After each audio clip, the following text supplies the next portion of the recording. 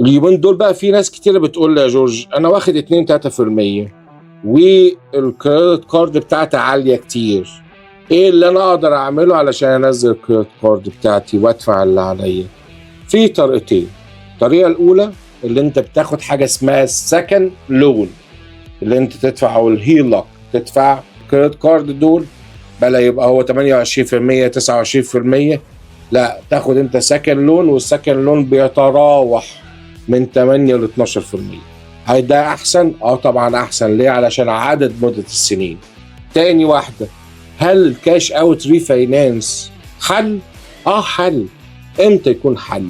لو الكريدت سكور بتاعك يكون قليل، لو 580 واعلى ريفاينانس كاش اوت ينفع.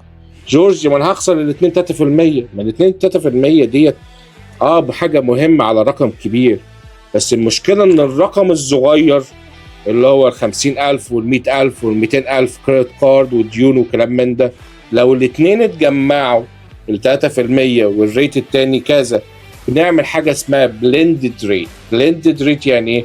بنشوف ال3% اللي انت واخدها ولا 2% زائد الريت اللي انت هتاخده من السكند لون او الاذر اوبشن، الاتنين مع بعض ليتس سي هيدينا 6% او 7%. لما احنا بنبص على ايه بقى؟ البيمنت اللي طالعه من جيبك قد ايه.